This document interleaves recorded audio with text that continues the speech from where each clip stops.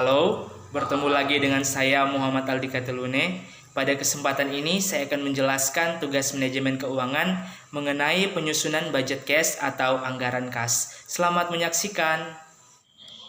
Contoh kasus penyusunan anggaran kas. Berdasarkan contoh kasus yang telah diberikan, pada saat ini kita akan melakukan penyelesaian untuk penyusunan anggaran kas PT Fani. Nah, seperti juga yang telah kita ketahui bersama dari contoh kasus yang telah diberikan, diketahui untuk saldo kas minimum 13 juta rupiah, saldo kas awal tahun 18 juta rupiah, pajak perusahaan 60 juta rupiah, dan bunga pinjaman 1,7%. Untuk penyusunan anggaran saat ini terbagi atas dua tabel, yaitu tabel untuk anggaran kas sementara dan tabel anggaran kas final. Saat ini kita masuk dalam penyusunan anggaran kas yang pertama, yaitu anggaran kas sementara. Dalam tabel anggaran kas sementara terdapat kolom uraian dan kolom bulan untuk penyusunan anggaran kas sementara selama satu semester, yaitu mulai dari bulan Januari sampai dengan bulan Juni. Untuk kolom uraian terdapat dua sumber, yaitu sumber estimasi penerimaan dan sumber estimasi pengeluaran. Untuk sumber estimasi penerimaan terbagi atas penjualan tunai, penerimaan piutang, penerimaan lainnya, dan jumlah penerimaan. Untuk sumber estimasi pengeluaran terbagi atas pembelian bahan baku, gaji dan upah, biaya pemasaran, biaya administrasi dan umum, pembayaran pajak, jumlah pengeluaran, serta ada kolom surplus dan defisit. Nah, setelah kita mengetahui jumlah penerimaan dan jumlah pengeluaran PT Fani selama bulan Januari sampai bulan Juni, saat ini kita akan melihat apakah perusahaan mengalami surplus kas atau defisit kas. Perlu diketahui juga, surplus kas adalah bertambahnya kas dalam keuangan. Biasanya surplus kas terjadi karena jumlah penerimaan lebih besar daripada jumlah pengeluaran. Sedangkan untuk defisit kas adalah berkurangnya kas dalam keuangan. Biasanya defisit kas terjadi karena jumlah pengeluaran lebih besar daripada jumlah penerimaan. Cara untuk melihat atau menghitung surplus kas dan defisit kas yaitu jumlah penerimaan dikurangi jumlah pengeluaran. Kita masuk pada bulan Januari. Untuk bulan Januari jumlah penerimaan sebesar 590 juta dikurangi jumlah pengeluaran sebesar 620 juta, hasilnya minus 30 juta. Bulan Februari jumlah penerimaan sebesar 630 juta dikurangi jumlah pengeluaran sebesar 700 juta, hasilnya minus 70 juta. Bulan Maret jumlah penerimaan sebesar 740 juta dikurangi jumlah pengeluaran sebesar 710 juta, hasilnya 30 juta. Bulan April jumlah penerimaan sebesar 840 juta dikurangi jumlah pengeluaran sebesar 700 juta, hasilnya 140 juta.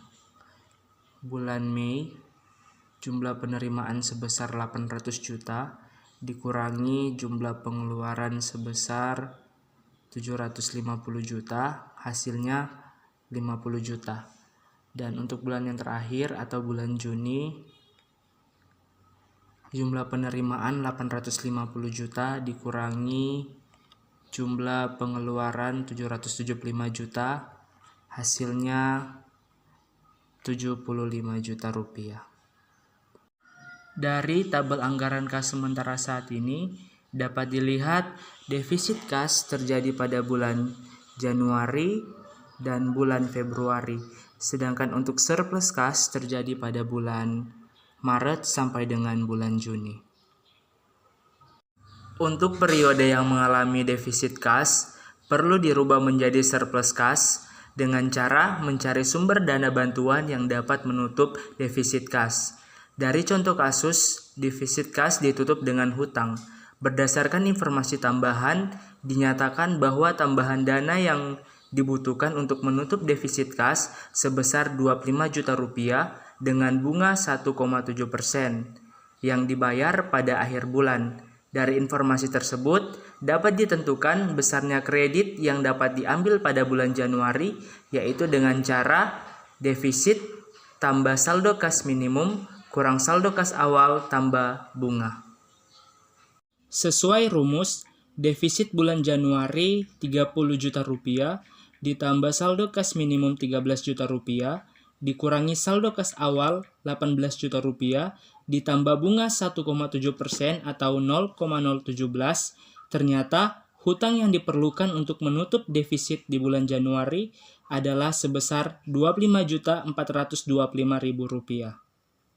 Setelah mengetahui jumlah besaran hutang yang diperlukan, langkah selanjutnya adalah menyusun anggaran kas final yang dapat dilihat pada tabel anggaran kas final. Tabel anggaran kas final ini dibaca secara vertikal atau dari atas ke bawah. Kita harus menghitung saldo kas akhir bulan Januari, baru kita bisa mengerjakan anggaran kas di bulan Februari. Karena saldo kas bulan Januari akan menjadi saldo kas awal di bulan Februari. Dapat dilihat juga bahwa dalam tabel anggaran kas final di bulan Januari memasukkan penerimaan pinjaman atau kredit serta pembayaran bunga, sehingga saldo akhir kas yang semula defisit akan menjadi surplus.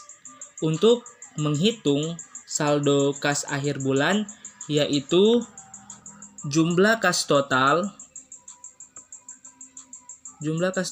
dikurangi jumlah pengeluaran. Untuk penerimaan kredit atau hutang di bulan Januari sebesar Rp25.425.000 dan pembayaran bunga sebesar Rp432.225. Untuk pembayaran bunga di bulan Januari didapatkan dari hasil 1,7% atau 0,017 kali 25.425.000 sehingga diperoleh bunga sebesar Rp432.225.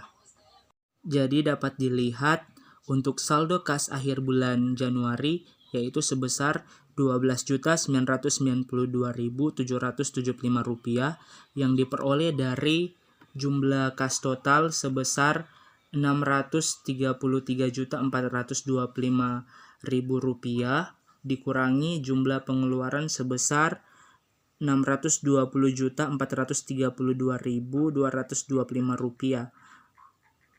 Saldo kas akhir bulan Januari sebesar Rp12.992.775 akan menjadi saldo kas pada awal bulan Februari. Dikarenakan di bulan Februari menunjukkan defisit kas pada anggaran kas sementara, maka perlu juga dilakukan pencarian pinjaman.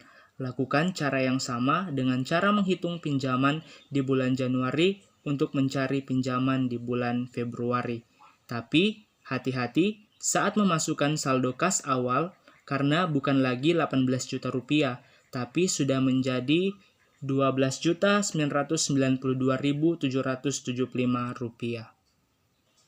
Setelah dihitung, diketahui jumlah pinjaman yang dibutuhkan di bulan Februari yaitu sebesar Rp71.197.347.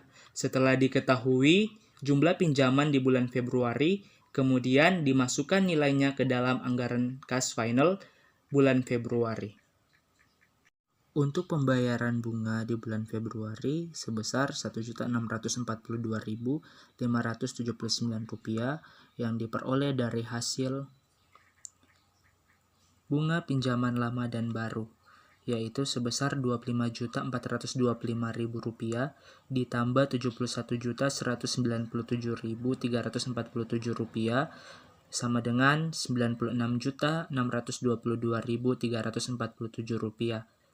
Bunga sama dengan 1,7% atau 0,017 dikali Rp96.622.347, maka diperoleh bunga sebesar Rp1.642.579.